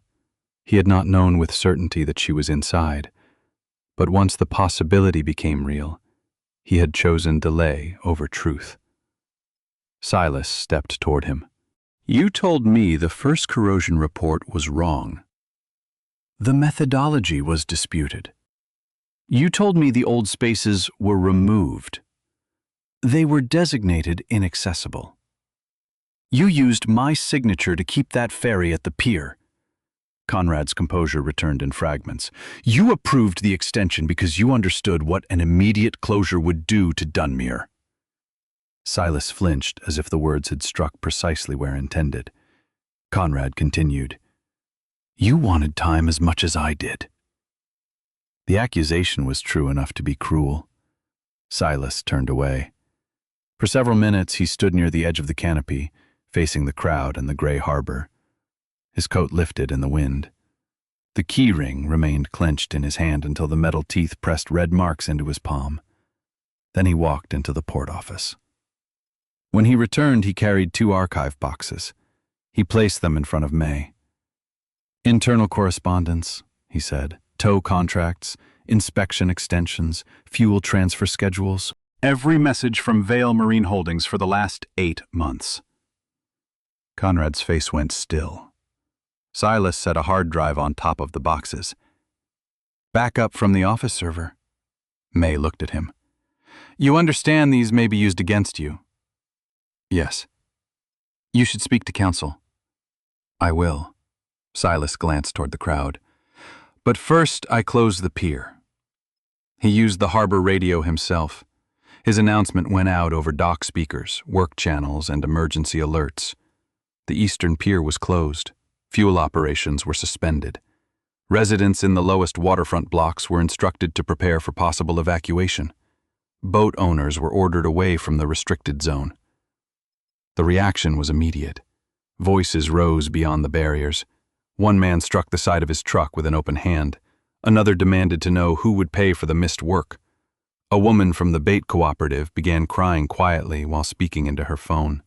Silas did not hide in the office after making the announcement. He walked to the barricade and faced them. Rowan joined him only after the first surge of anger had broken into separate arguments. "You knew this would happen," Rowan said. Silas watched 2 fishermen accuse each other of spreading false information. "I knew they'd be afraid." "No, you knew they'd be angry at you." Silas looked down at the keys in his hand. "I kept thinking one more report would settle it. One more day. One corrected page. Then I wouldn't have to be the man who shut down the harbor." Rowan's voice remained quiet. "Protecting people doesn't always mean keeping them calm." Silas looked toward the Caledon. "What does it mean?" "Sometimes it means telling the truth that costs you your place among them." The words did not absolve Silas. They did not need to. Silas opened the gate long enough to let evacuation officers through, then closed it behind them. Under the canopy, May assigned teams and stop conditions. Imani ordered additional restraints and absorbent barriers. Gideon marked the underwater corridor from memory. Celeste remained beside Havoc, monitoring the dog while Rowan prepared equipment lists for the divers. The radio crackled. May lifted it immediately. "Lenora?" Water moved loudly through the speaker. "I got 2 bolts loose," Lenora said. Her teeth were beginning to chatter. "Stop working," May ordered. "Get back onto the console." "I am." "How high is the water?" Lenora took too long to answer. When her voice returned, it was thinner. "Chest level while I'm sitting." Everyone beneath the canopy looked toward the old ferry. The rescue plan was finally clear. The truth was finally in the open. And neither had arrived soon enough to stop the water. By the time the dive team reached the lower access hatch, the weather had erased the horizon. Rain crossed Dunmere harbor in hard diagonal lines. The tide pushed against the eastern pier, lifting the Caledon higher on its moorings, and then dropping the old ferry with enough force to make the steel complain. Inside the rescue canopy, Lenora's radio remained open. Her breathing had grown shallow. May Sutton stood over the pump corridor plan while 2 rescue divers prepared near the gangway. The primary diver, Thomas Reed, had spent 15 years working flooded industrial spaces. His backup, Aaron Bell, was younger and technically strong, but had never entered the Caledon. Rowan watched from beside the equipment table. He was not part of the planned dive. His commercial certification remained valid, but paper did not measure the years since he had last entered a flooded steel compartment. May had already told him that familiarity with the vessel did not erase the risk. Rowan had accepted that decision. Then the lower access frame shifted. The team had been using a hydraulic spreader to open a corroded service door leading to the pump corridor. One hinge released cleanly. The second tore away with a sharp metallic crack. A section of overhead bracing dropped. Tomas raised one arm in time to protect his head, but the steel struck his right shoulder and drove him against the deck. The rescuers pulled him clear within seconds. He remained conscious, cursing through clenched teeth while a medic cut away the upper section of his suit. Nothing suggested a spinal injury, but his shoulder had already begun swelling beneath the skin. May knelt beside him. "Can you lift your arm?" Tomas tried. The answer appeared in his face before the arm moved more than a few inches. "No. You're out. I can still guide. You can guide from here." May stood and looked toward Aaron. The backup diver was already checking his mask, but Gideon had begun explaining the route again. The blind turn below the auxiliary pump, the partially collapsed pipe rack, the maintenance panel beneath Lenora's room. Every sentence cost time. Lenora's voice came weakly through the radio. "The water's at my shoulders now." May turned toward the speaker. "Stay on the console. Keep your chin above the water." "I've run out of console." The wind struck the canopy hard enough to bend one of the support poles. Imani checked the updated weather feed. "The surge arrived early," she said. "We lost almost an hour." Rowan looked at the old plan. He had repaired the Caledon's temporary pumping system months earlier. He knew the first section of the corridor, the elevation changes, and the location of the auxiliary manifold. He did not know every obstruction beyond it, but he knew more than Aaron could learn in the remaining minutes. "I'll go," Rowan said. May did not turn immediately. "No. You need someone who knows the route. I have a qualified backup diver. He's qualified for the water, not this vessel." Aaron looked between them, but did not object. May faced Rowan. "When was your last confined space dive?" 6 years ago. "That's not recent enough. My drills are current." "Drills are not this." "No," Rowan said. "They aren't." The answer removed any attempt to pretend otherwise. May studied him. Rainwater moved down Rowan's face, catching in the short, gray-blonde stubble along his jaw. His posture remained controlled, but she could see the tension in his left hand. His thumb was rubbing the worn edge of the flat steel coin in his pocket. "You freeze in that corridor," May said. "I lose 2 people." "I know." "You lose orientation, I pull you out." "I know." "Even if Lenora is still behind the panel." Rowan's eyes shifted toward the radio, then back to May. "You pull me out." May held his gaze several seconds longer. "Full equipment check. No shortcuts." "You repeat every emergency signal back to me. Aaron stays topside as standby. I lead the dive." Rowan nodded once. That was not approval, it was a contract. He crossed the lot to Cade Marine Repair while the crew prepared a second dry suit. Havoc remained beneath the covered command area with Celeste. A clean bandage wrapped the dog's front paw. The old German shepherd lifted his head as Rowan entered the shop, but Celeste kept one hand on his harness. Rowan opened the bottom drawer of his workbench. Inside, beneath a folded cloth, lay the wooden box he had avoided for years. He lifted the lid. The old dive watch rested where he had left it. Its hands stopped at 2:38. A thin crack crossed the glass. Salt had once dried white around the metal crown, though Rowan had cleaned it long ago. For years he had treated the watch as evidence, proof that one moment could continue even after time moved around it. He picked it up. The weight was smaller than memory had made it. May appeared in the doorway, already wearing the lower half of her dry suit. "We're ready." Rowan closed his fingers around the watch.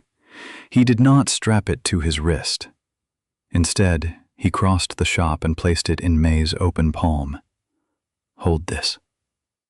May looked down. She knew what it was. "You sure?" "No. It was the most honest answer Rowan had given all day. May closed her hand around the watch and slipped it into the inner pocket of her rescue jacket. Then come back for it.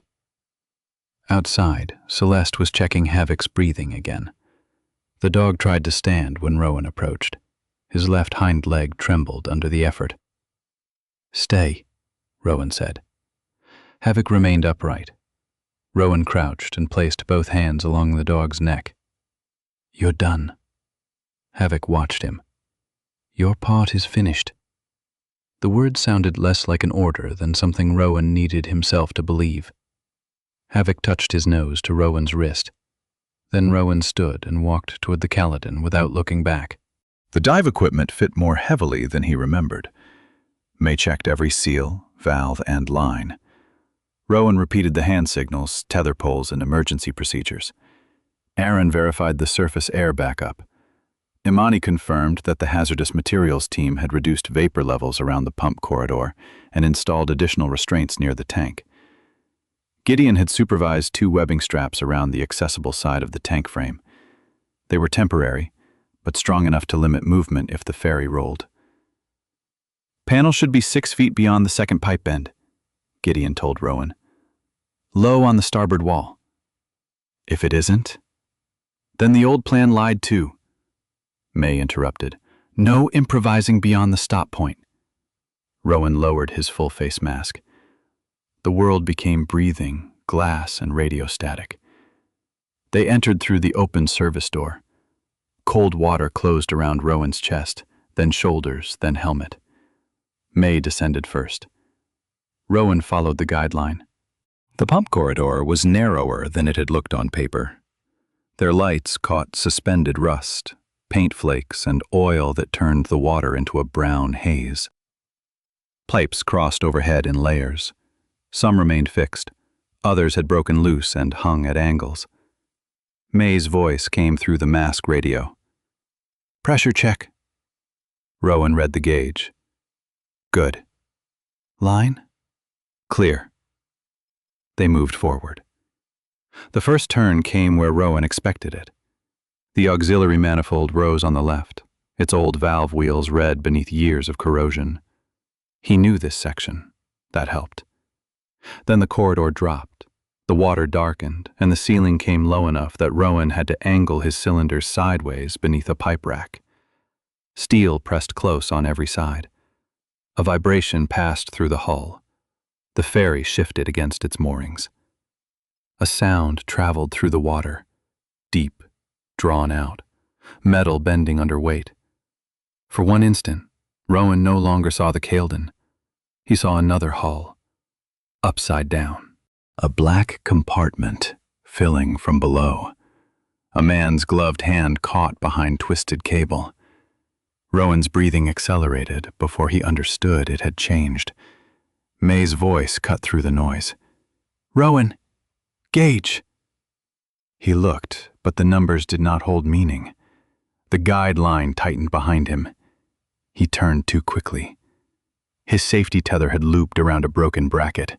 The line pulled across his hip. Something inside him broke loose. His breath came fast and shallow. The mask seemed too close to his face.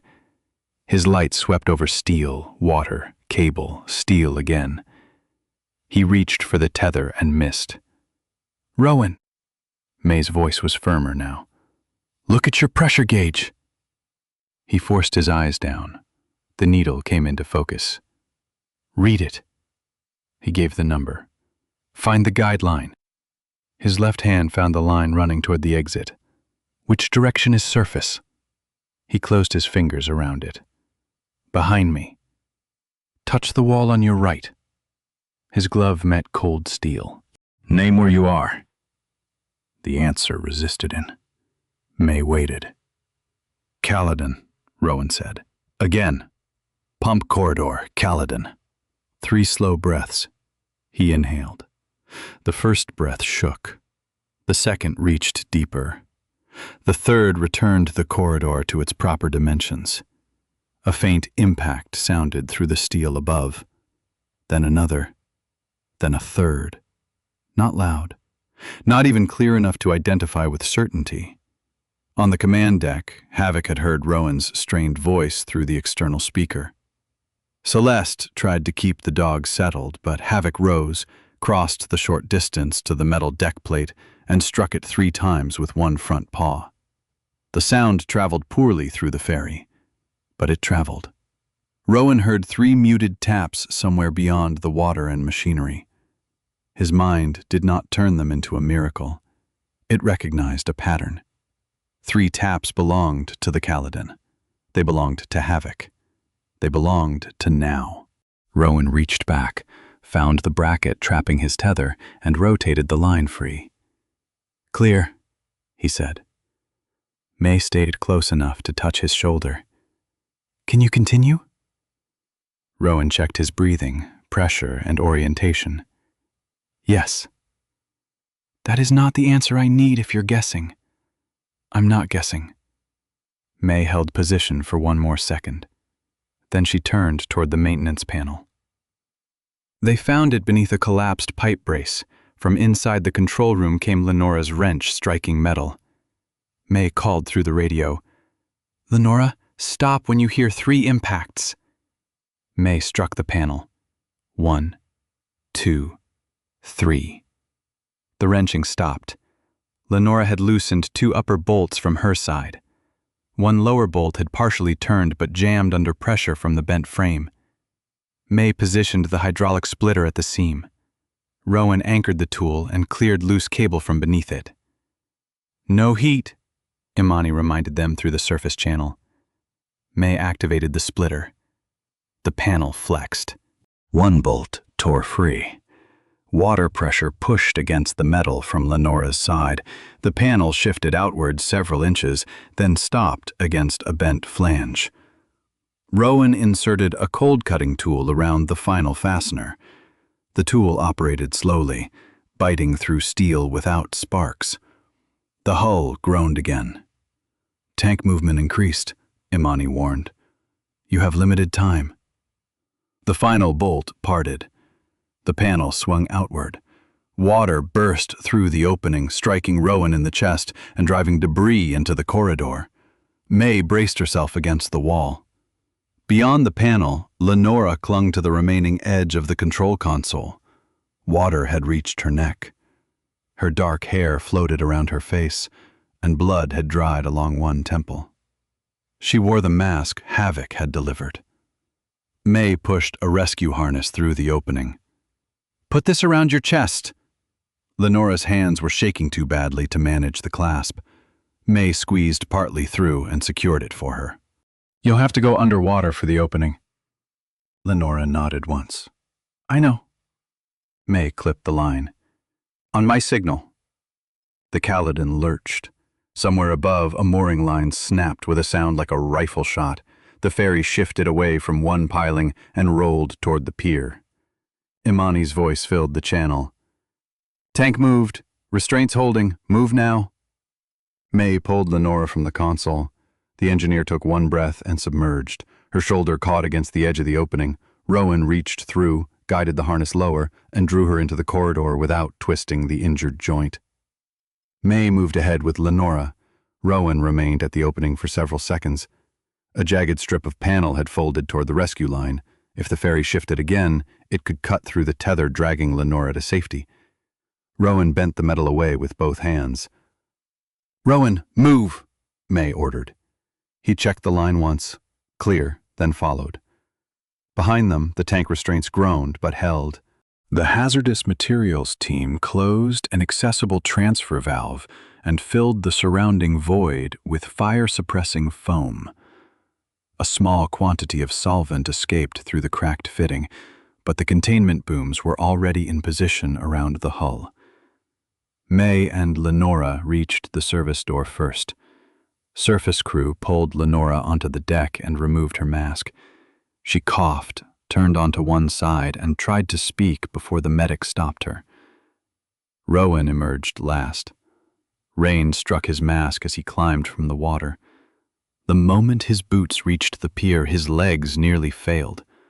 Not from injury, from the sudden absence of steel around him. He removed the mask. Cold air filled his lungs. Across the restricted area, Havoc struggled to stand. Celeste caught the harness, but the dog leaned forward, his stiff hind leg barely carrying weight. Rowan raised one hand. "Stay." Then he crossed the pier and knelt in front of him. Havoc did not need to walk another step. The dog pressed his nose against Rowan's wrist. Rowan placed one hand over Havoc's silvered muzzle and the other against the old dog's shoulder. Behind them, medics carried Lenora toward the ambulance. Rescue crews secured the pier.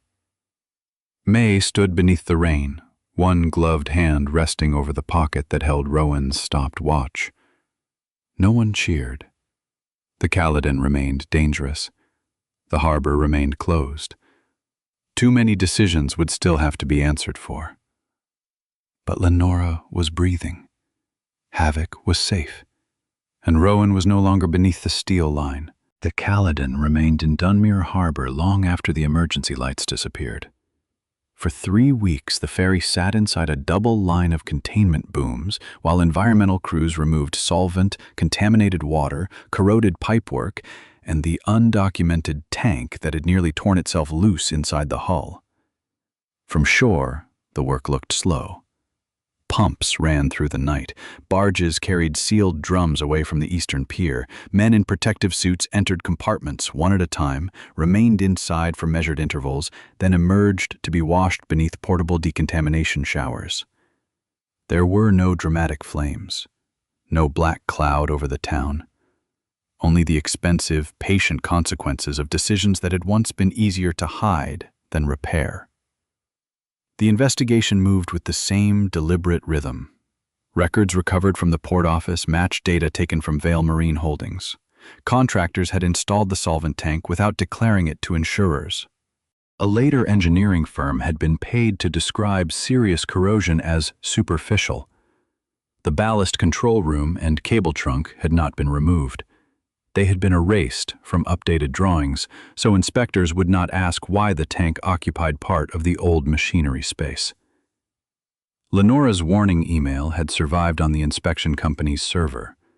Conrad had deleted the copy from his phone, but he had not deleted the network logs, the backup files, or the message Lenora had scheduled to send automatically if she failed to check out. The evidence did not depend on his confession. It made his confession smaller.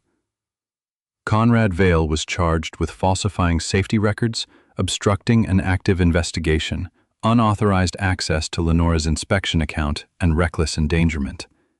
Several managers at Vail Marine Holdings were charged separately for approving the hidden installation and suppressing corrosion reports. Conrad's attorneys described the case as a chain of administrative failures. Dunmere had seen the inside of the Caledon. Few people accepted that description. Silas Greer was suspended as harbor director before the week ended. He did not contest it. The town council held a public meeting in the high school auditorium because the municipal chamber was too small for the crowd.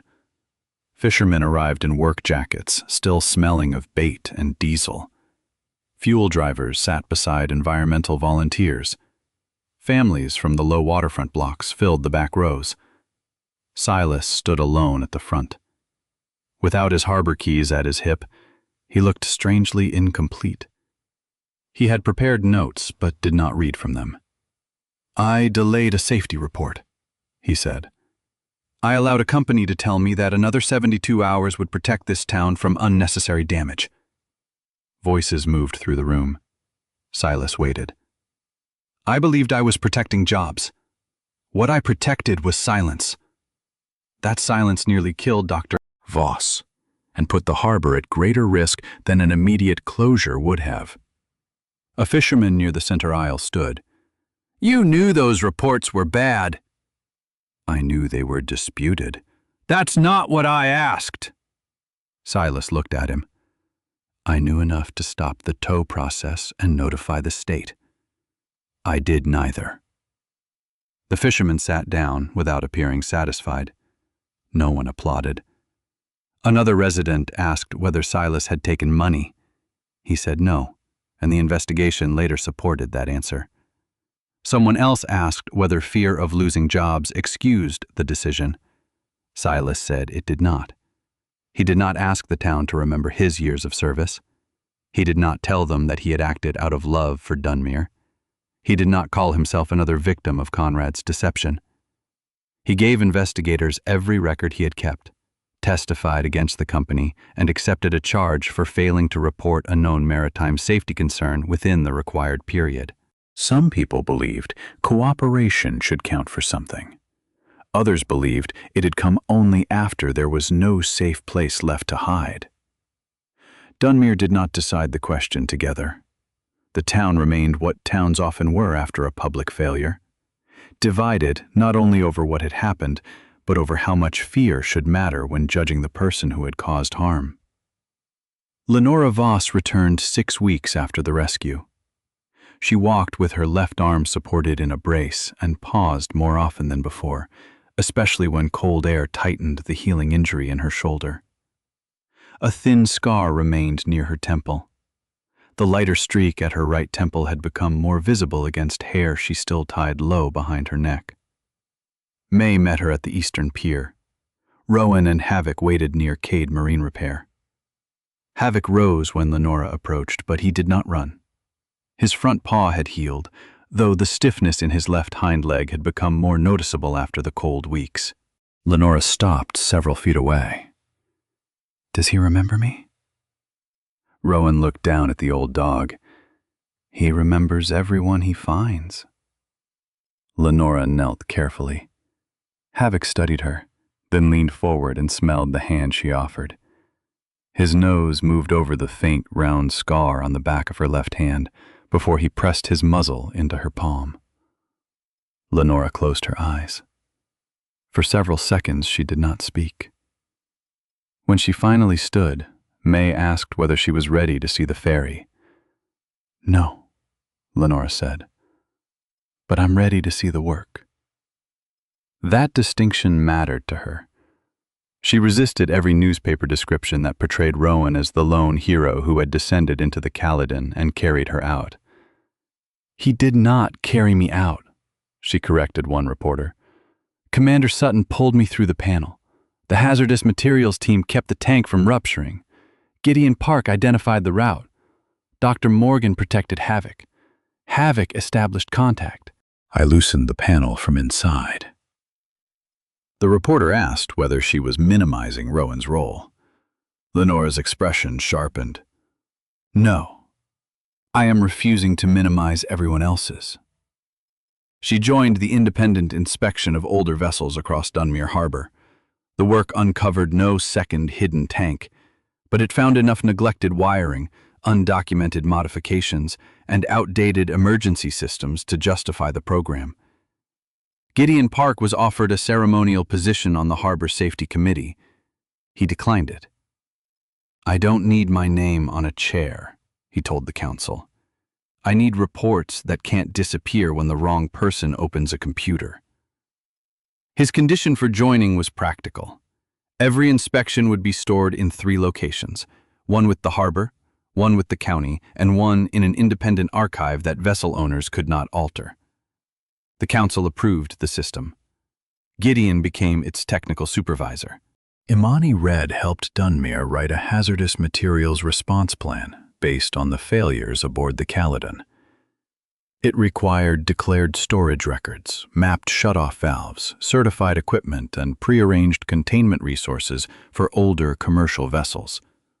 May expanded marine rescue drills to include flooded machinery spaces, toxic atmospheres, and incomplete vessel drawings.